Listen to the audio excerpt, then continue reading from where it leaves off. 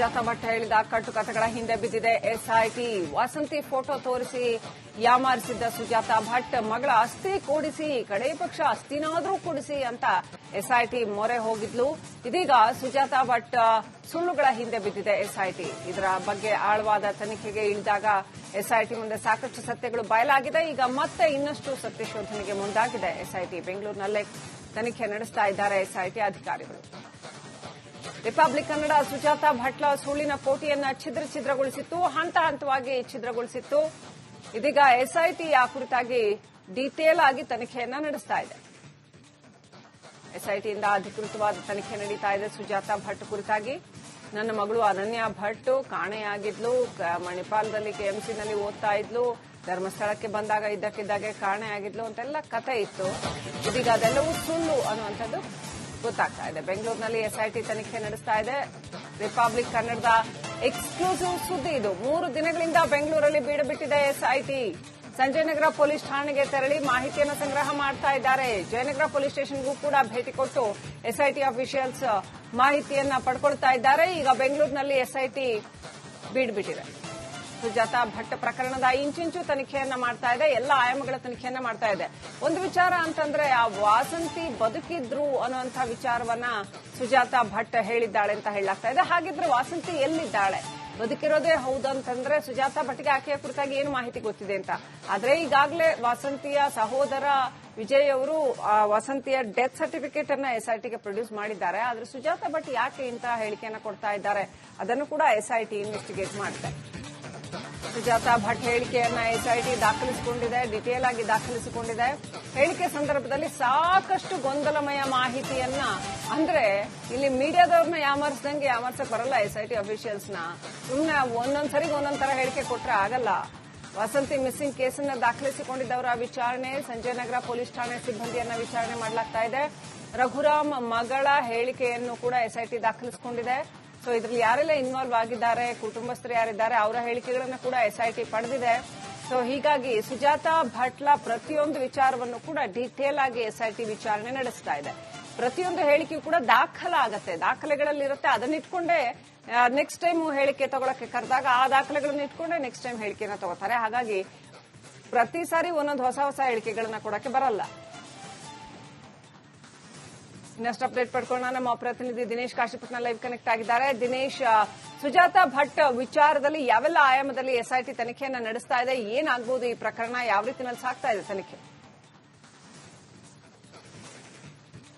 ಶ್ರೀಲಕ್ಷ್ಮಿ, ಅನನ್ಯ ಭಟ್ ನಾಪತ್ತೆ ಪ್ರಕರಣವನ್ನ ಎಸ್ಐಟಿ ತಂಡ ಪ್ರಕರಣವನ್ನ ಕೈಗೆತ್ತಿಕೊಂಡು ಆ ಬಳಿಕ ಸುಜಾತಾ ಭಟ್ ಅವರನ್ನ ಎಸ್ಐಟಿ ಕಚೇರಿ ಬೆಳ್ತಂಗಡಿಗೆ ಕರೆಸಿಕೊಂಡು ಅವರನ್ನ ವಿಚಾರಣೆಗೆ ಒಳಪಡಿಸಿತು. ಕೆಲವು ದಿನಗಳ ಕಾಲ ಅವರನ್ನು ವಿಚಾರಣೆಗೆ ಒಳಪಡಿಸಿತ್ತು. ಮಾಧ್ಯಮಗಳ ಹೇಳಿಕೆಯಂತೆ ಆರಂಭದಲ್ಲಿ ಒಂದಷ್ಟು ಗೊಂದಲಕಾರಿಯಾದಂತಹ ಹೇಳಿಕೆಯನ್ನ ಸುಜಾತಾ ಭಟ್ ಅವರು ಆರಂಭದಲ್ಲಿ ನೀಡಿದ್ರು. ಆ ಬಳಿಕ ಒಂದೊಂದೇ ಸತ್ಯಗಳನ್ನು ಕೂಡ ಬಾಯ್ಬಿಟ್ಟಿದ್ರು. ಮಾಧ್ಯಮಗಳಲ್ಲಿ ಅವರು ಅನನ್ಯ ಭಟ್ ಅಂತೇಳಿ ವಾಸಂತಿ ಅವರ ಫೋಟೋವನ್ನ ತೋರಿಸಿದ್ರು. ಆ ಬಳಿಕ ಅದು ವಾಸಂತಿ ಅವರ ಫೋಟೋ ಅನ್ನುವಂಥದ್ದು ಬಳಿಕ ಗೊತ್ತಾಗಿರುವಂತದ್ದು. ಅದನ್ನೇ ಎಸ್ಐಟಿಗೂ ಕೂಡ ಹೇಳಿದ್ರು. ಅಂದ್ರೆ ಅನನ್ಯ ಭಟ್ ಅಲ್ಲ, ಅದು ವಾಸಂತಿಯ ಫೋಟೋ ಅಂತ ಎಸ್ಐಟಿ ಕಚೇರಿಯಲ್ಲೂ ಕೂಡ ಎಸ್ಐಟಿ ಅಧಿಕಾರಿಗಳ ಮುಂದೆ ಒಪ್ಪಿಕೊಂಡಿದ್ರು. ಆ ಬಳಿಕ ಒಂದಷ್ಟು ವಿಚಾರಗಳನ್ನ ಕೂಡ ಹೇಳಿ ಕೊನೆಗೆ ವಾಸಂತಿ ಭಟ್ ಅವರು ಇನ್ನೂ ಕೂಡ ಬದುಕಿದ್ದಾರೆ ಅನ್ನುವಂತಹ ವಿಚಾರವನ್ನು ಕೂಡ ಹೇಳಿದ್ರು. ಇದು ಬಹಳಷ್ಟು ಗೊಂದಲಕ್ಕೆ ಕೂಡ ಕಾರಣ ಆಗಿತ್ತು. ವಾಸಂತಿ ಭಟ್ ಅವರ ಫೋಟೋವನ್ನ ಅನನ್ಯ ಭಟ್ ಅಂತ ಆರಂಭದಲ್ಲಿ ತೋರಿಸಿ ಒಂದಷ್ಟು ಗೊಂದಲ ಉಂಟು ಮಾಡಿದ್ರು. ಆ ಬಳಿಕ ವಾಸಂತಿ ಅವರು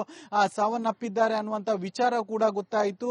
ಆ ಬಳಿಕ ಎಸ್ಐಟಿ ಕಚೇರಿಗೆ ಬಂದು ಅನನ್ಯ ಭಟ್ ಅನ್ನುವಂಥದ್ದು ಕಟ್ಟುಕತೆ, ಆದ್ರೆ ವಾಸಂತಿ ಅವರು ಇನ್ನೂ ಕೂಡ ಬದುಕಿದ್ದಾರೆ ಅಂತ ಹೇಳಿಕೆ ನೀಡಿದ್ರು. ಇದು ಒಂದು ರೀತಿಯಲ್ಲಿ ಗೊಂದಲಕ್ಕೂ ಕೂಡ ಕಾರಣ ಆಯಿತು. ಆ ಬಳಿಕ ವಾಸಂತಿ ಅವರ ಸಹೋದರ, ಅಂದ್ರೆ ಮಡಿಕೇರಿಯಲ್ಲಿ ಇರುವಂತಹ ವಾಸಂತಿ ಅವರ ಸಹೋದರನ್ನು ಕರೆಸಿಕೊಂಡು ಅವರನ್ನು ಕೂಡ ವಿಚಾರಣೆಗೆ ಒಳಪಡಿಸಲಾಗಿತ್ತು. ಜೊತೆಗೆ ವಾಸಂತಿ ಅವರಿಗೆ ಸಂಬಂಧಪಟ್ಟಂತ ಒಂದಷ್ಟು ದಾಖಲೆಗಳನ್ನ ಕೂಡ ಪಡೆದುಕೊಳ್ಳಲಾಗಿತ್ತು. ಆ ಸಂದರ್ಭದಲ್ಲಿ ತಮಗೆ ಗೊತ್ತಿದ್ದಂತಹ ಮಾಹಿತಿಯನ್ನ ವಾಸಂತಿ ಅವರ ಸಹೋದರರು ಹೇಳಿದ್ರು. ಆದ್ರೆ ಸುಜಾತಾ ಭಟ್ ಅವರು ಹೇಳಿಕೆ ನೀಡುವಂತಹ ಸಂದರ್ಭದಲ್ಲಿ ವಾಸಂತಿ ಅವರು ಇನ್ನೂ ಕೂಡ ಬದುಕಿದ್ದಾರೆ ಅನ್ನುವಂತ ಗೊಂದಲಕಾರಿ ಹೇಳಿಕೆಯನ್ನು ನೀಡಿದ್ರು. ಅದೇ ಪ್ರಶ್ನೆಯನ್ನ ಎಸ್ಐಟಿ ಅಧಿಕಾರಿಗಳು ಏನೋ ವಾಸಂತಿ ಅವರ ಸಹೋದರಿಗೂ ಕೂಡ ಕೇಳಿದ್ರು. ಆ ಸಂದರ್ಭದಲ್ಲಿ ಅವರು ಅದಕ್ಕೆ ಸಂಬಂಧಿಸಿದಂತ ಒಂದಷ್ಟು ವಿಚಾರಗಳನ್ನು ಹೇಳಿದ್ರು. ಆದ್ರೆ ಸುಜಾತಾ ಭಟ್ ಅವರು ವಾಸಂತಿ ಅವರು ಬದುಕಿದ್ದಾರೆ ಅಂತ ಹೇಳಿದ್ರಲ್ಲ, ಹೀಗಾಗಿ ವಾಸಂತಿ ಅವರ ಸಹೋದರಿಗೂ ಕೂಡ ಒಂದಷ್ಟು ಅನುಮಾನಗಳು ಉಂಟಾಯಿತು. ಯಾಕಂದ್ರೆ ವಾಸಂತಿ ಅವರ ಮೃತದೇಹವನ್ನು ನೋಡಿದ ಬದುಕಿದ್ದಾರೆ ಹೊರತು ಅದನ್ನ ಸರಿ ಅಂದ್ರೆ ಮುಖ ಐಡೆಂಟಿಫೈ ಆಗಿರ್ಲಿಲ್ಲ. ಕೇವಲ ಬಟ್ಟೆ ಆಧಾರದ ಮೇಲೆ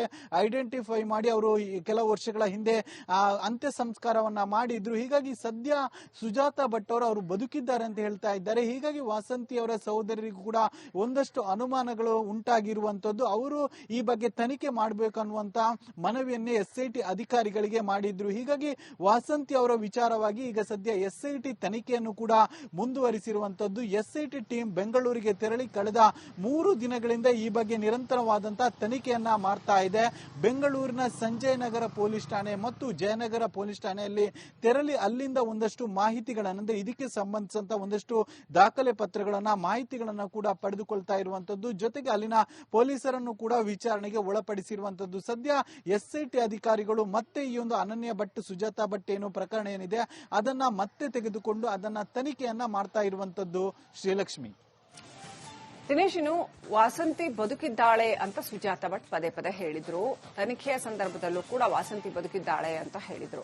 ಆದರೆ ವಾಸಂತಿ ಸಹೋದರ ವಿಜಯ್ ವಾಸಂತಿಯ ಡೆತ್ ಸರ್ಟಿಫಿಕೇಟ್ ಅನ್ನ ಅಲ್ಲಿ ಎಸ್ಐಟಿ ಅಧಿಕಾರಿಗಳಿಗೆ ಕೊಟ್ಟಿದ್ರು. ಸುಜಾತಾ ಭಟ್ ಯಾಕೆ ಹಂಗೆ ಹೇಳ್ತಾ ಇದ್ದಾರೆ, ವಾಸಂತಿ ಬದುಕಿದ್ದಾಳೆ ಅಂತ ಯಾಕೆ ಹಂಗೆ ಹೇಳ್ತಾ ಇದ್ದಾರೆ? ಆ ಆಯಾಮದಲ್ಲಿ ಏನಾದರೂ ಎಸ್ಐಟಿ ಪೊಲೀಸರು ತನಿಖೆ ನಡೆಸ್ತಾ ಇದ್ದಾರಾ? ಇನ್ನು ಯಾವೆಲ್ಲ ವಿಚಾರಗಳು? ಬೆಂಗಳೂರಲ್ಲಿ 3 ದಿನ ಆಗಿದೆ ಬಂದು ಬೀಡ್ಬಿಟ್ಟು ಎಸ್ಐಟಿ ಈ ಸುಜಾತಾ ಭಟ್ ತನಿಖೆಯ ವಿಚಾರಕ್ಕೆ. ಯಾಕೆ 3 ದಿನದಿಂದ ಉಳ್ಕೊಂಡಿದ್ದಾರೆ? ಏನೆಲ್ಲ ಅಪ್ಡೇಟ್ ಇದೆ?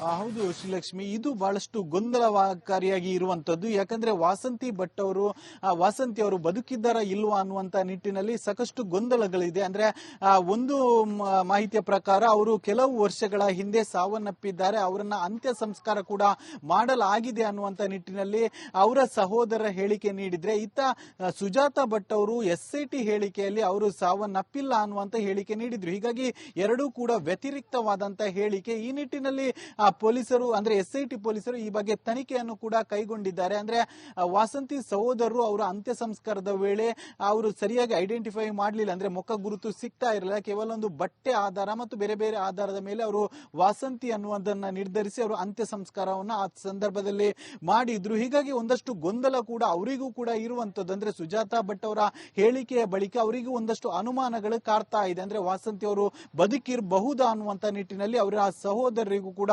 ಒಂದಷ್ಟು ಅನುಮಾನ ಇರುತ್ತೆ. ಹೀಗಾಗಿ ಅವರು ಕೂಡ ಒಂದಷ್ಟು ಹೇಳಿಕೆಗಳನ್ನ ಈಗಾಗಲೇ ಎಸ್ಐಟಿ ಮುಂದೆ ಹೇಳಿದ್ದಾರೆ. ಸುಜಾತಾ ಭಟ್ ಅವರು ಎಸ್ಐಟಿ ಮುಂದೆ ತಮ್ಮ ಹೇಳಿಕೆಯನ್ನು ಕೂಡ ನೀಡಿದ್ದಾರೆ. ಹೇಳಿಕೆ ನೀಡುವಂತಹ ಸಂದರ್ಭದಲ್ಲಿ ವಾಸಂತಿ ವಿಚಾರವಾಗಿ ಒಂದು ಗೊಂದಲದ ಹೇಳಿಕೆ, ಅಂದ್ರೆ ಅವರು ಇನ್ನೂ ಕೂಡ ಬದುಕಿದ್ದಾರೆ ಅನ್ನುವಂತ ನಿಟ್ಟಿನಂತಹ ಗೊಂದಲದ ಹೇಳಿಕೆಯನ್ನ ಸುಜಾತಾ ಭಟ್ ಅವರು ನೀಡಿದ್ದಾರೆ. ಈ ನಿಟ್ಟಿನಲ್ಲೂ ಕೂಡ ಎಸ್ಐಟಿ ತನಿಖೆ ನಡೆಸ್ತಾ ಇರುವಂತದ್ದು. ಕಳೆದ 3 ದಿನಗಳಿಂದ ಬೆಂಗಳೂರಿನಲ್ಲಿ ಬೀಡ್ಬಿಟ್ಟು ಅಲ್ಲಿ ತನಿಖೆ ಮಾಡ್ತಾ ಇದ್ದಾರೆ. ಸಂಜಯ ನಗರ ಮತ್ತು ಜಯನಗರ ಪೊಲೀಸ್ ಠಾಣೆಗೆ ತೆರಳಿ ಅದಕ್ಕೆ ಸಂಬಂಧಿಸಿದಂತೆ ಅಂದ್ರೆ ಆ ಒಂದು ಸಾವಿಗೆ ಸಂಬಂಧಿಸಿದಂತ ಒಂದಷ್ಟು ಡೀಟೇಲ್ಸ್ ಗಳನ್ನ ಪಡಿತಾ ಇದ್ದಾರೆ ಮತ್ತು ಅಲ್ಲಿನ ಸಿಬ್ಬಂದಿಗಳನ್ನ ಕೂಡ ವಿಚಾರಣೆಗೆ ಒಳಪಡಿಸ್ತಾ ಇದ್ದಾರೆ. Srilakshmi. Right, thank you Dinesh ಡೀಟೇಲ್ಸ್ಗಾಗಿ.